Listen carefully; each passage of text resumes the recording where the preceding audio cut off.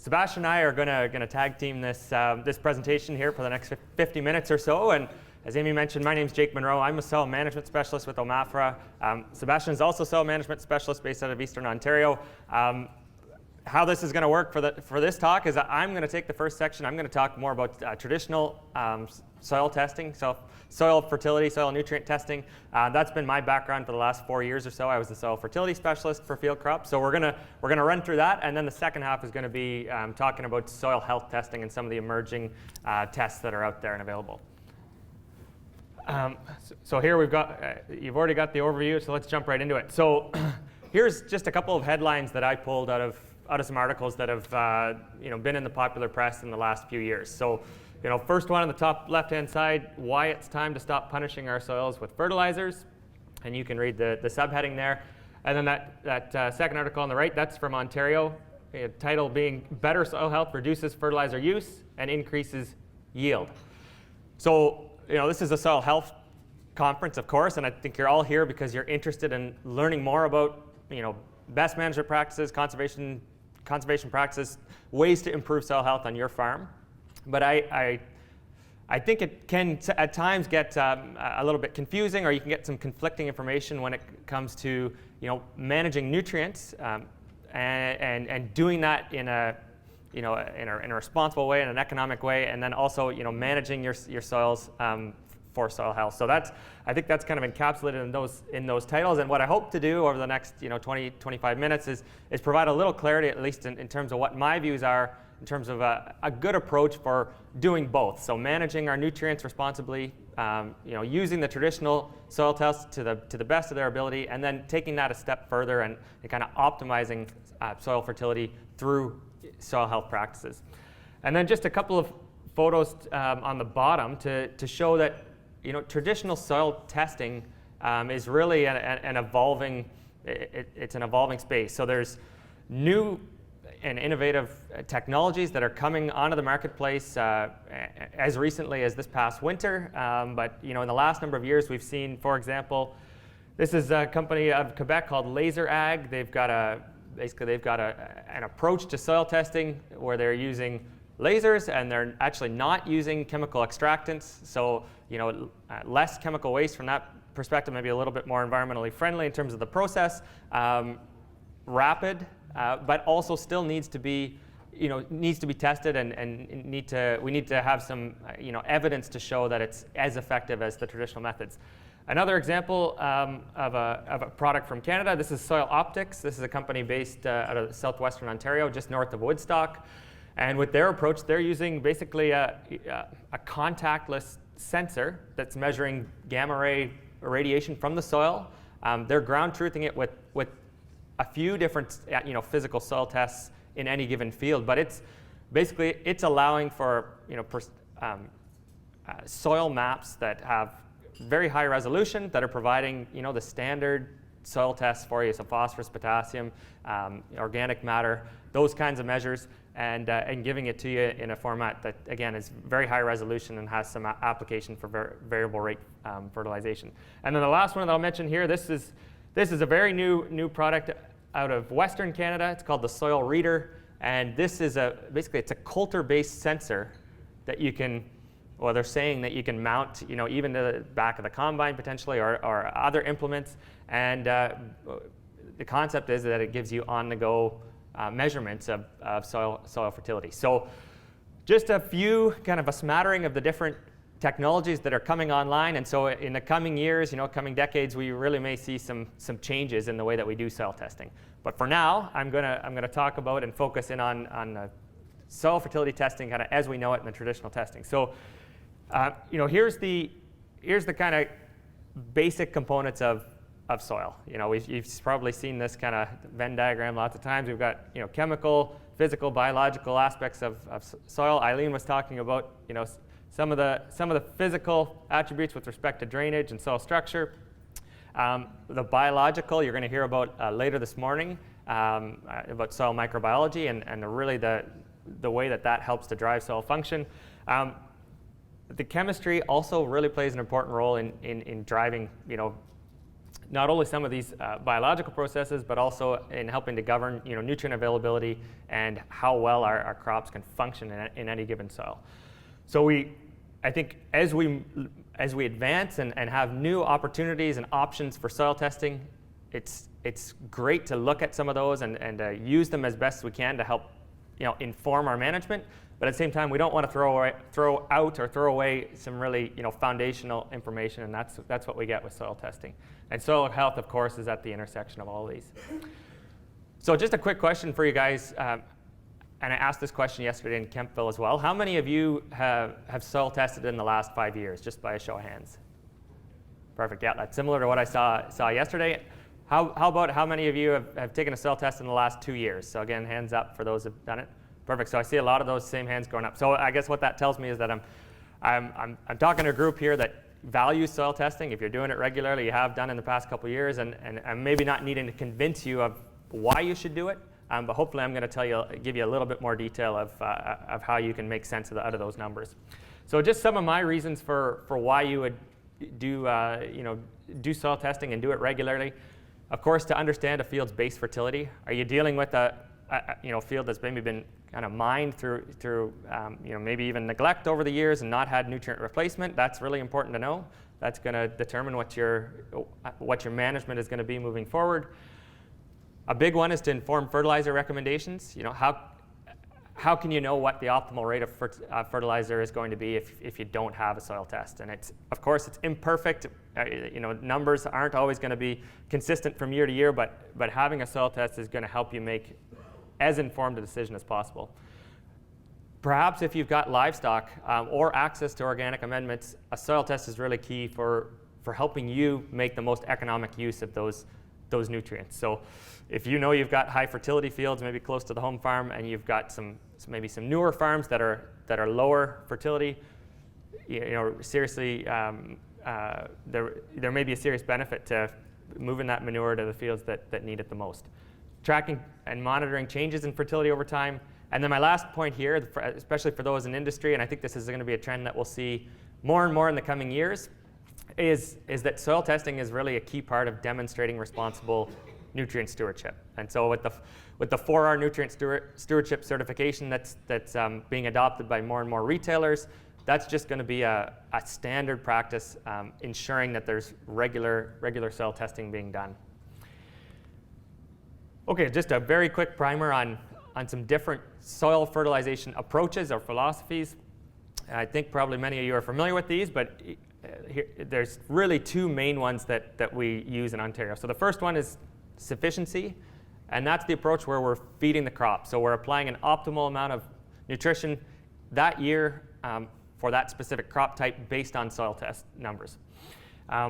With that approach, we're not necessarily directly considering future soil test levels, and that's maybe one of the criticisms of this approach, especially in high yield scenarios where we may not be matching crop removal with this approach year in, year out if we're pulling off high yields.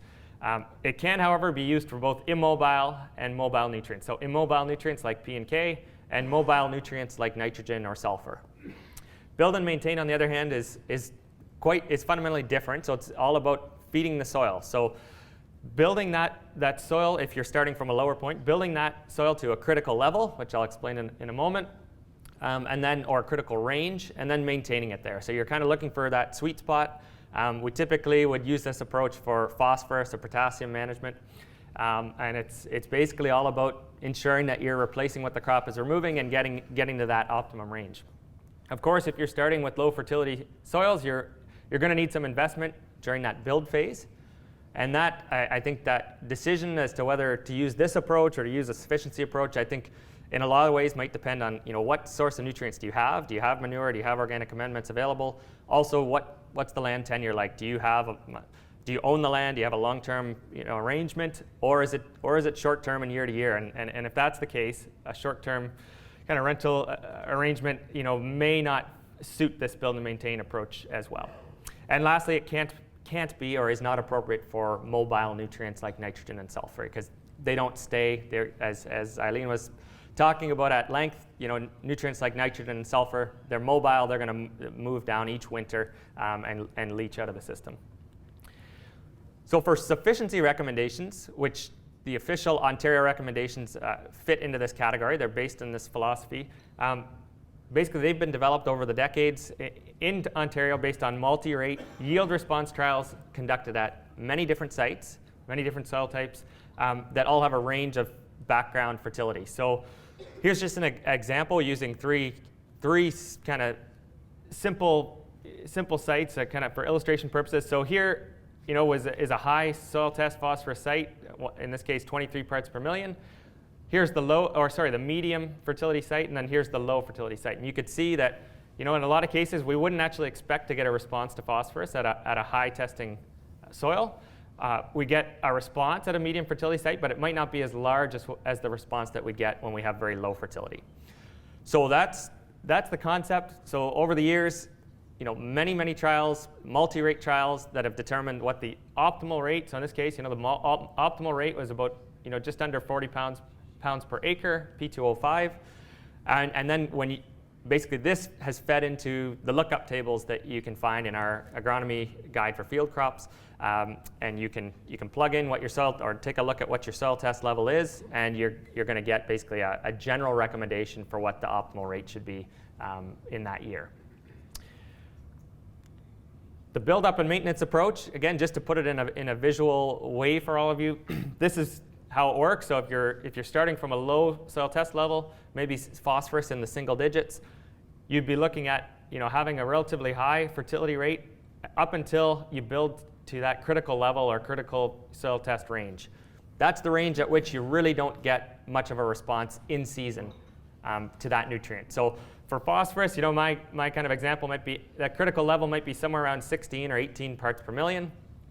Below that point, you're adding nutrients over and above crop removal to build that background level up.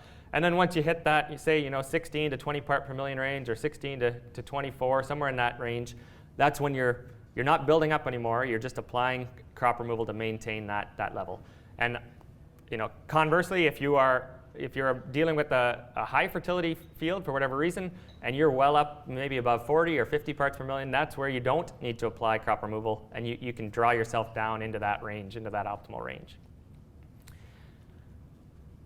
Okay, so here's just a plug for a new website. It's basically a web-based app, so you can use it as a website or you can download it as an app.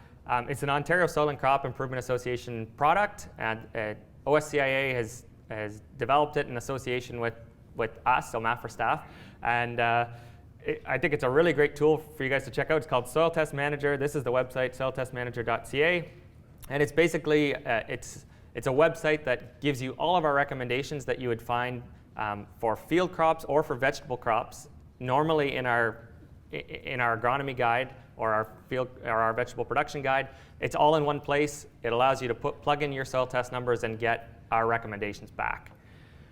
It also has a couple of other features. It's been designed specifically for farmers, so it's really got a lot of information along the way. So here's just one of the pages on the website. This is called Know Your Soil Test, and this gives you all kinds of information on interpreting your soil test when you get it back from the lab or back from your retailer. So it explains a little bit about phosphorus.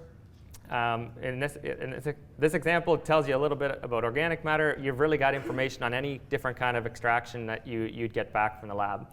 Just here's an example of the pop-up that you might get in this case, for cation exchange capacity. Again, just pulls out a little bit of basic information, helps guide you along the process to understand how it works.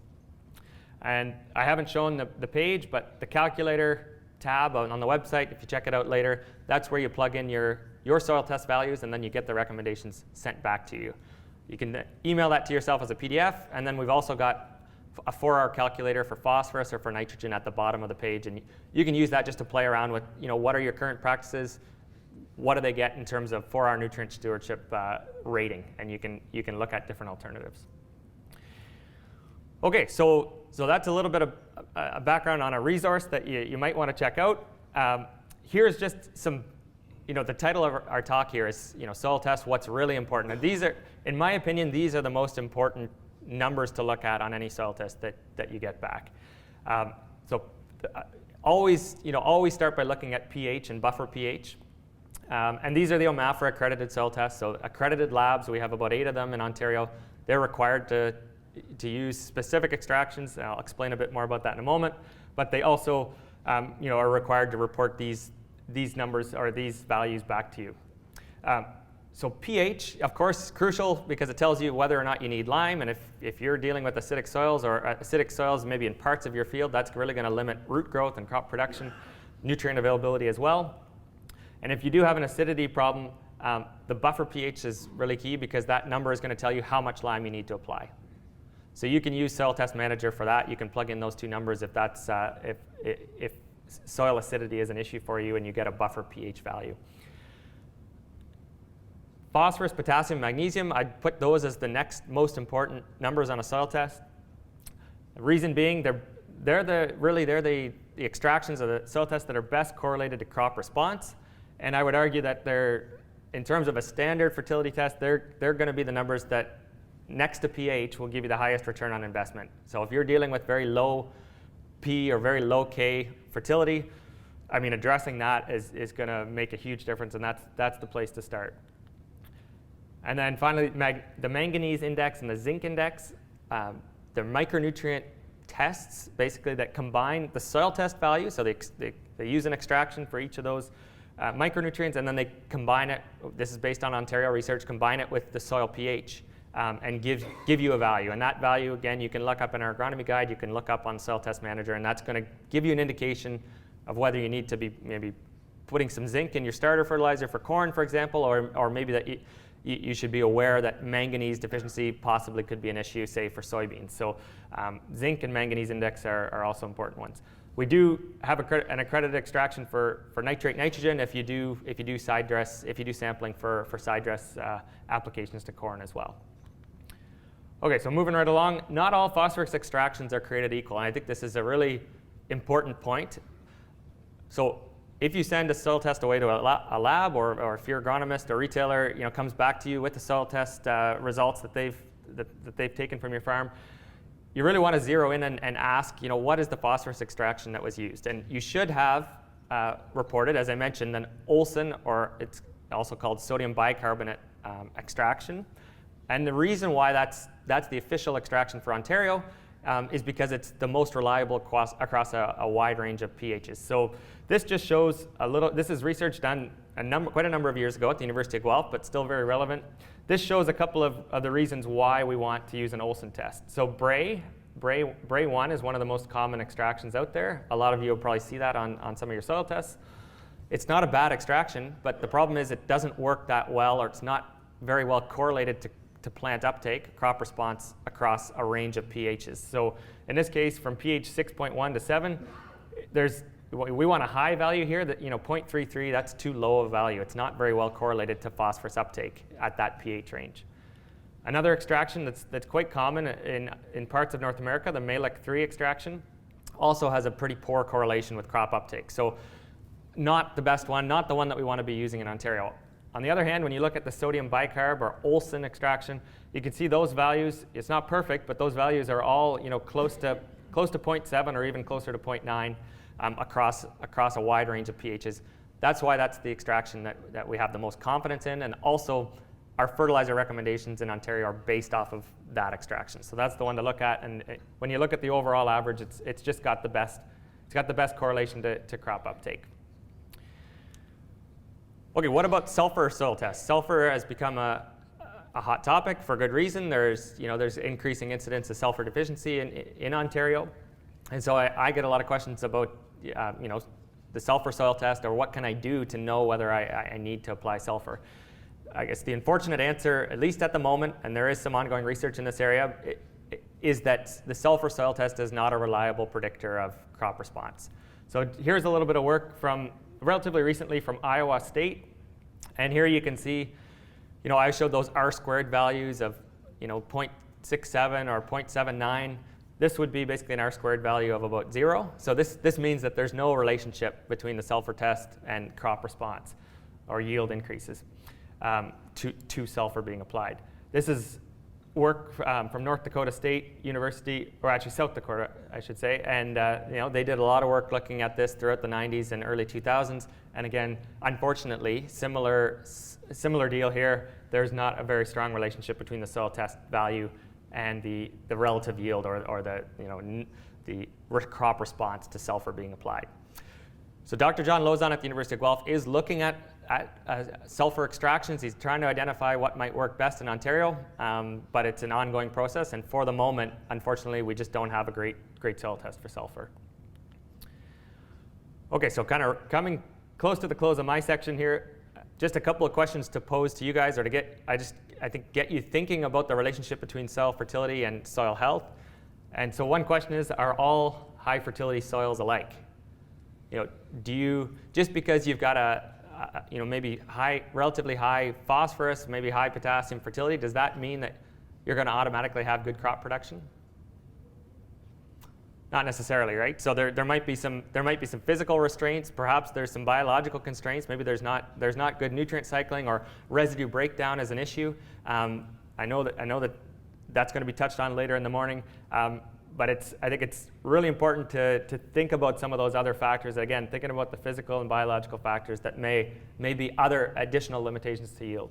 And along with that, how do you optimize your soil fertility? So of course, I'm really making the argument that I want you guys to continue doing what you're doing. You're all soil testing regularly. Keep doing that. That's a great foundation.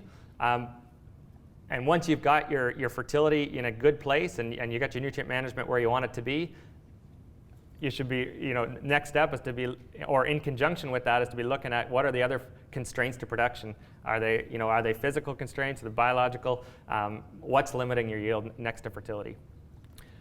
And just one example of one of the reasons why it's really critical to not just be managing chemical aspects of soil, but looking at physical aspects of soil and soil health, is that some of our most important macronutrients, phosphorus and potassium in this example, move to the root by diffusion. So that just means they move from areas of high concentration to low concentration, but neither one of these nutrients is very mobile in the soil. So this means that this potassium in this little example is moving close to the root, and then it's being taken up, and then areas further away from the root that are higher concentration, that potassium is moving to the area of low concentration. So that's the process of diffusion. Is really important for both P and K making their way to the root system, but it only occurs on a very small spatial scale. So it only is moving, say, a couple centimeters over the course of a growing season.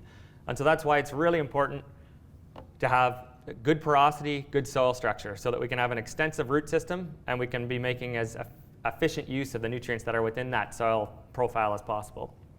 So here's just an example of a soil that's got good porosity, good root system, going to allow roots to access as much of that profile as possible, and a neighboring farm that's just through tillage and not the best crop rotation over the years, not having that same kind of porosity, and the root exploration isn't the same. Yeah, question.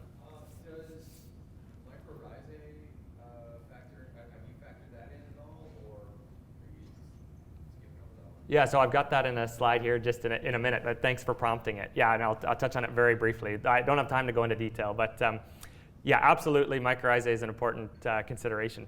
And just, you've already seen from Eileen earlier, I think it's really cool to think about, not just the top 6 inches, but thinking about, either through previous root systems or through earthworm burrows, do we have high fertility kind of pockets or zones in the soil, and in particular in the subsoil, that can basically help supply nutrients to crops in ways that we don't normally consider. And I think that's one of the big benefits of soil health, and that's, I think, partly the reason why on some lower fertility soils we can still see growers getting top yields, because they've got an extensive root system and they've got roots that are accessing a lot of the soil profile. And here's some channels that roots are exploring.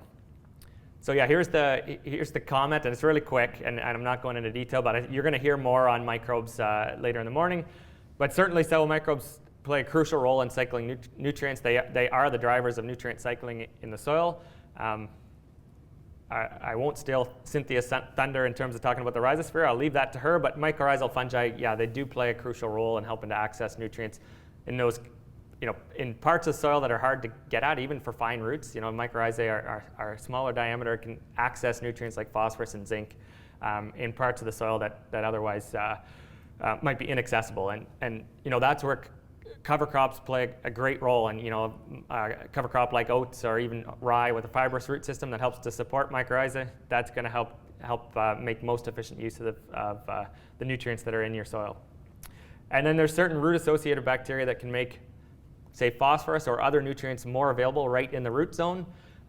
Phosphorus solubilizing bacteria, that's kind of a category of them, and that's why we're seeing more, as an example, we're seeing more and more interest from different companies in trying to capitalize on that and have an inocula for specific microbes that might confer some sort of nutrient benefit to the crop. So quick roots from BioAg is an example of that, but there's lots of other products out there that are in that area. Okay, my last slide here before I pass it over to Sebastian. So I guess my closing comment is that soil fertility testing is critical. So keep doing what you're doing. It's a great foundation. It's really important for making effective use of nutrients, for managing the nutrients that you do have and making good economic decisions, but it does have limitations. So soil fertility testing may or may not be able to pick up water erosion that might be occurring on your farm. It's not going to tell you, it might tell you that over years if you're sampling knolls separately, but it's not going to tell you that immediately.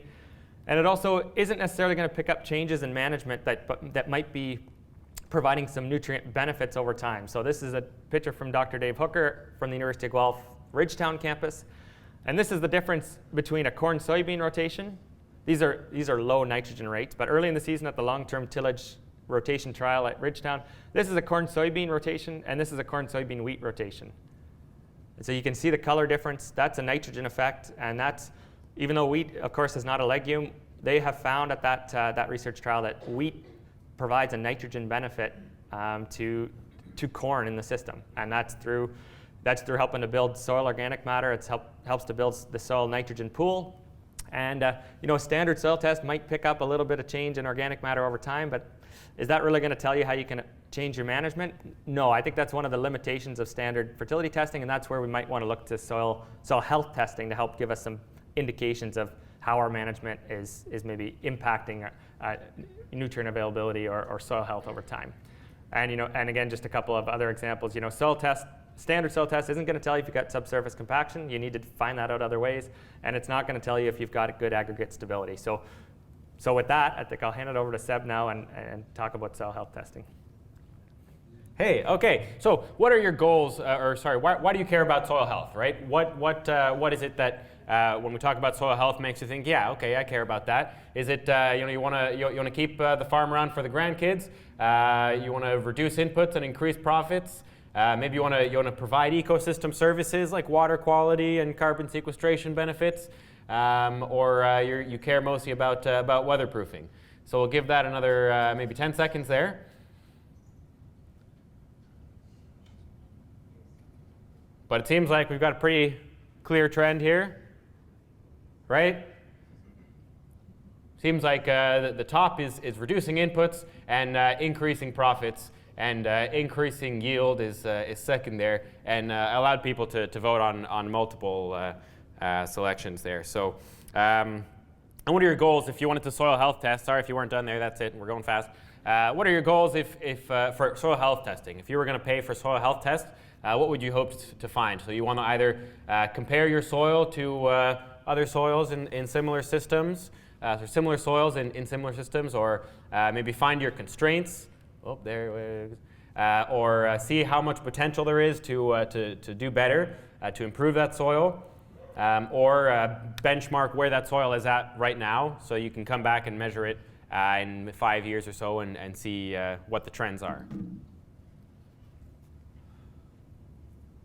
I'd say 40 is pretty good. So most of you want to see how much better you can get. And pretty close second to that is to find what are the limiting factors. So that's very nice. Let's get to it then. So what we're measuring when we're measuring soil health, and Eileen brought this up. I like the USDA definition because it focuses on functions, right? So, obviously our most important function usually is crop growth, and that's what the Ag Canada definition focuses on. But we might also want to sustain our animals and ourselves. And in Europe, they focus a lot more on the range of ecosystem services and soil functions that we can get from a healthy soil, because we know there's a lot more to it than just crop production. So what are those functions? Well, there's crop growth, right? There's plant production, so that's our crop growth and producing food. There's also nutrient cycling, so providing, storing, and transforming nutrients and materials. Habitat for biological activity. We all love worms, right? We want more worms. We want to make sure they have a nice home. But some people see this also as more of a gene pool thing, right? There's a lot more in the soil. There are some microbes, for example, that we might be producing things that we can make medicine from, or antibiotics. And then water, filtering, storage, provision, that's obviously key. Carbon sequestration, sort of carbon storage and climate regulation, that's one that's also kind of coming into the fore a lot more. And some people might have different lists of this, but those are sort of the primary functions that we talk about. And I like the way that functions, thinking of soil in that way of what it's doing, helps us to situate soils in kind of our socioeconomic system, sort of the broader systems, how our management influences the functions that we're getting, and how our actions also contribute to threatening some of those functions. And this was a very interesting kind of scientific review of soil health, but I honestly find this very hard to look at. But at least it's colorful. So the problem with thinking about it this way is obviously, we can't measure soil functions directly. And soil functions have been described also as being the result of bundles of soil processes. Processes maybe like soil organic matter turnover, or plant root growth, or biodegradation. But we can't measure those directly either. And so that's why we turn to these indicators, things that we can measure that will give us some kind of information about what might be going on in those processes that then give us those functions that we depend on. So we'll go into some of the analytical stuff, but I just want to make it clear that you don't have to rely on a lab to tell you everything about your soil's health. Right, this is from a SARE survey of farmers who are engaged in soil health and trying to manage for soil health, and asking them, how do they define soil health? How do they measure soil health? And there are a lot of valid ways to do that. So, for example, Bob here has found that his healthier soil sponges up and holds more water. It also dries out sooner in the spring, and it's more fit for planting.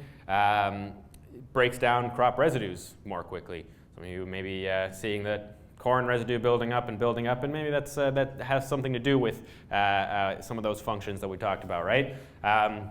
But on the other side, some things that maybe you wouldn't expect right away, like fuel costs are way down. Maybe that soil is more trafficable. We've got less sinking in and causing big ruts. There's less wear and tear on machinery for that. Maybe less inputs required, and crop yields are higher or maybe more stable in a tough year, like we seem to be having more of. And sometimes it's pretty obvious, right? You got your neighbor's field, which is a lot healthier, right? No. There's coffee right there. I'll point the laser to it right there in case you're needing it. But no, it's very clear, obviously, that we all have a pretty good sense of what good soil tilth looks like, what good structure looks like, and it's pretty clear that we want to be planting our corn into this. And not into this. And I didn't take this picture, but apparently comes from Huron County, and it's neighboring farms, just separated by a fence line, and the only difference really is that this one's been managed with no-till and cover crops, and this one looks like it's been plowed and maybe compacted, and who knows, maybe they were kind of mean and they took it from under a wheel track also to make it more obvious. But just to say that this is. You're not going to be paying over $50 for someone to tell you that this is a healthier soil, right? And there are methods, observational methods, before we get into analytical, to actually do that more rigorously, more quantitatively. This is an example of a score sheet for the VES. That's the visual evaluation of soil structure, which requires a minimum of training to be consistent between operators, but otherwise has actually pretty good correlation to yield and to certain soil functions and other indicators. Real research been done out of this. So getting back to what you might pay a lab for, we can see that there are indicators that are linked to certain functions. This graph brought to you by the same people who drew lines on the last one.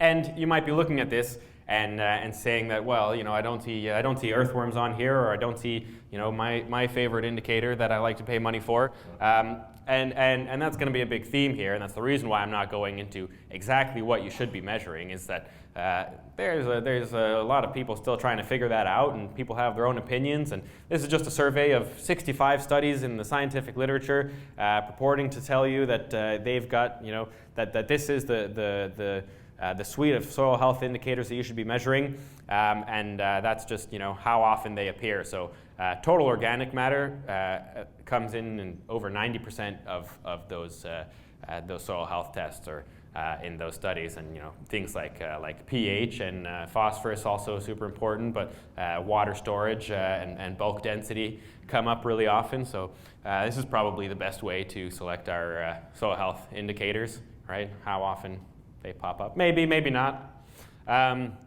Luckily, there are people, like I said, looking specifically at that. The Soil Health Institute out of the States, they got almost $10 million in funding for a North America-wide project to evaluate soil health indicators. And they've got a whole list that we'll go into later. And maybe I'll tell you more about that later then.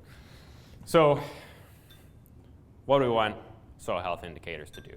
Well, we want them to actually be sensitive to management. We don't want to be making big changes and then not really being able to tell the difference. So total organic matter, that's one that we know is important, but it's hard to pick up changes within a time frame that is useful to us to make decisions, right? We want to have as clear a link as possible to some of those important soil functions. It can't fluctuate too much depending on the time of the season, like what's the temperature and what's the soil moisture content. Should be relatively insensitive to those. Should be rigorous and able to be repeated. If you send it to the same lab twice, they should give you the same number, more or less. And clearly, based on your answers, we don't want them to cost too much. And that's why, the soil health tests that we might promote, they might not have everything, but it's because, some of those really nice scientific tests, they're expensive. And you're not willing to pay $300 for a soil health test. So, some things to keep in mind. But now we'll go into some of the tests that are out there that have been used and talk about the approaches. And hopefully what I'm hoping you get out of this is to be able to say, okay, this soil health test that's being offered to me, yes, it matches the goals that I have for doing a soil health test, and I can tell how to see if it's valid or not, right, or how much I should trust it.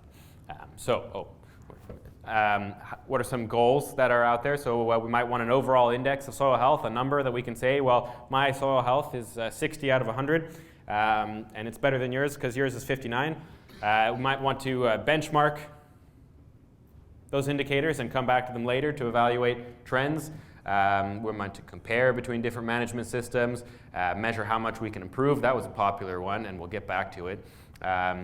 So was identifying those limiting factors, some of the constraints, what might be the highest priority to address with soil management. Or you might want, a big picture view of how is my soil functioning and what kind of ecosystem services should the city folk be paying me for because I'm providing them clean water and this and that. Good luck with that. But so assessment philosophies. This is kind of analogous to those soil test philosophies that Jake was talking about, and we've got some specific examples next to these. So most of it has to do with what we're measuring. And so this is an example from the SMAF. And the creators told me that they kind of regret the acronym, but it's the Soil Management and Assessment Framework. The way they do that is to select indicators based on the questions that they have, or we might have a fixed set of indicators that we measure in all situations so that we can compare between different soils and management systems, or you might want to try to optimize the different functions, so you want to measure all of those and then see where you're at with those and which ones you should prioritize, and again, figuring out what our capacity for improvement is. So going through those, like I said, the SMAF, you're determining your management goal, which will then tell you which functions you're really trying to measure and give you some sense of which indicators you want.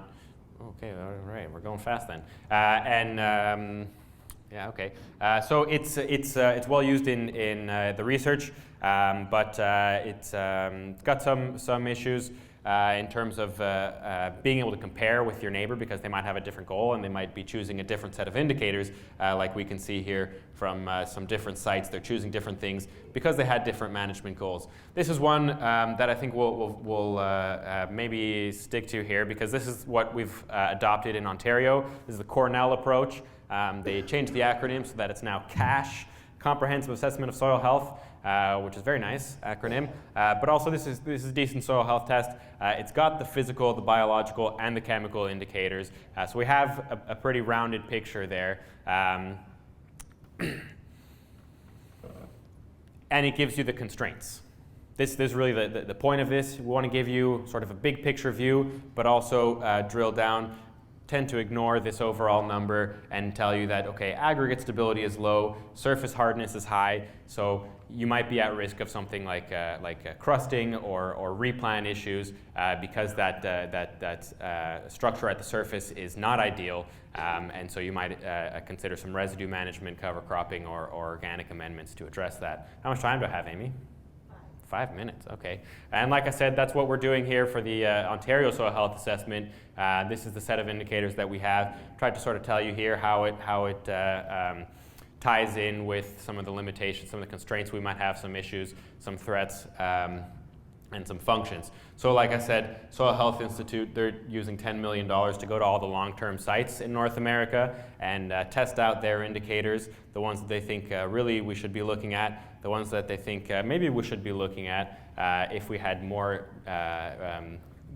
faith, more research to really tell us that they're supported. We can see that most of the biological stuff is here, like some enzymes, genomics.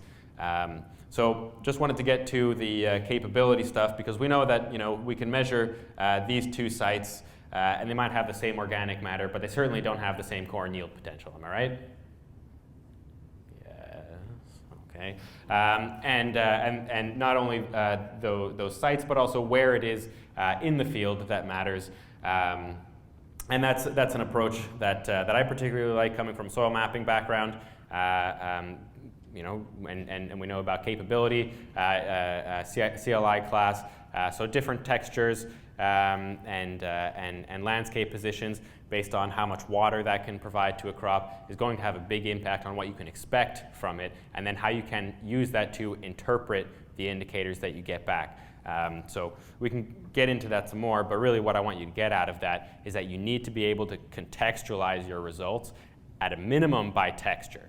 And hopefully we're working on providing tools and support like digital soil mapping that'll help you feed that into the way that we're more often thinking about crop production in a more spatially explicit way. Scoring, maybe I'll skip over real quick, other than to say that you need a big database of results to be able to compare yourself to your neighbors. This is an example from New Zealand that I particularly like. It tells you based on your soil type, and also it's not showing up here, but this is a dairy production system. So it tells you how you rank compared to your neighbors, but you can also select an expert opinion. So based on a whole bunch of scientists and consultants telling you where you should be along there, not just where all your neighbors are, but if you and your buddies are all doing a bad job, then does it really matter that you're doing a little bit better than Bob? So I like the fact that you can actually choose both here. In terms of overall scores, what I really want you to know is that you should avoid a black box. If they can't tell you how they calculated that score, then they can't tell you how you can change it, and it's basically a useless number. And there are some of those out there, so just make sure you consider that. So where we're at in Ontario, like I said, we've adapted the Cornell test. We are mostly using their scoring functions because we don't have that big database. That's something that we should have more with our topsoil assessment project that we've got ongoing. Also ongoing some digital soil mapping that'll give you some of that base to tell you more about the capability that you can feed into some of your farm maps. But still, establishing a soil health test, a good soil health test, that comes up every time we do a research meeting. We got to know, what's the right set of indicators. Luckily for us, that Soil Health Institute initiative is supposed to be done by 2020. They're gonna tell us all how it works. We'll still have to adapt some of that and at least the references, how we can interpret that to Ontario. But that's where we're at right now. Cynthia's going to talk more about the biological side of things, which is where we still have gaps, understanding what's important to know out of here, what we should measure. But back to this, it's still got to be accessible. We still got to be able to pay for it. So, thank you. I see Amy running me off the stage here. Come talk to me afterwards if you want to talk about, if you have specific questions about specific indicators or soil health tests that you've done.